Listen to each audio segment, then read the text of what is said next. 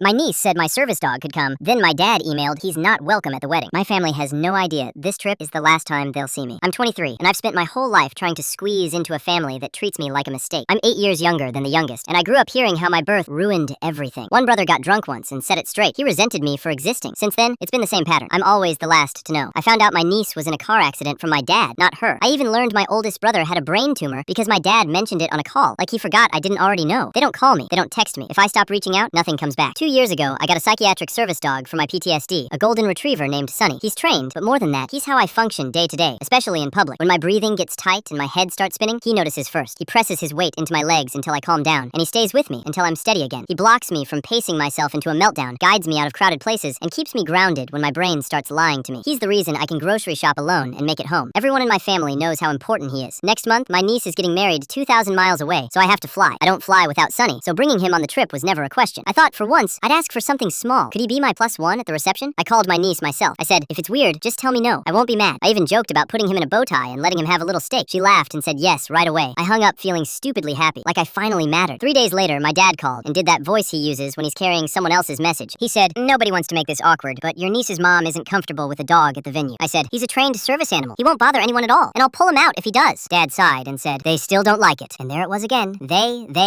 Always filtered through my dad like I'm not allowed to talk to my own family. I told him I had one request. If she changed her mind, let her tell me. She told me yes. Until she tells me no, I'm going to believe her. Dad said he'd pass it along. After that, every time I called, he'd hint around it. So, have you thought about leaving Sunny at the hotel? So, you know, weddings are stressful. I'd stop him and say, she can call me. I texted my niece, polite. Hey, are we still good with Sunny at the reception? No reply. I called once and it went to voicemail. I didn't beg. I just sat there staring at my phone, feeling that old familiar drop in my stomach. When the RSVP card showed up, I stared at the +1 line until my hands shook. Sunny pushed his head into my lap, steady and warm. I wrote his name anyway. I wasn't trying to start a fight. I was trying to stop being erased. The next morning, I woke up to an email from my father. Not a text, an email. It was formal, like a work memo. It said my niece didn't want to be the bad guy, but Sunny was not welcome at the wedding. Dad added, he can still come with you to the hotel. Like that fixed the part where nobody could speak to me directly. I sat on the edge of my bed and read it twice. Sunny climbed up and rested his chin on my knee. Something in me finally snapped, quiet and clean, right then, staring at that email. It wasn't even anger, just relief. It was this tired certainty that I've been begging for scraps my whole life. In 23 years, not one of them has started a real conversation with me directly, ever. Every invite, every update, every family moment comes through my dad. And now, even a yes from the bride turned into a no from him. I opened my laptop and pulled up my flight. I pictured myself in that crowded room without Sunny, smiling for photos, while everyone acted like I was the problem for needing my service dog. I typed a reply to my dad and kept it short. Okay, Sunny won't be at the venue. I'm coming because my ticket is booked, but this is the last time. If they can't speak to me like I'm an adult, they don't get access to me anymore. My finger hovered over send. Sunny leaned harder into my leg, like he was holding me down to the floor. I hit send, scratched behind his ears, and he looked up at me like I finally chose us.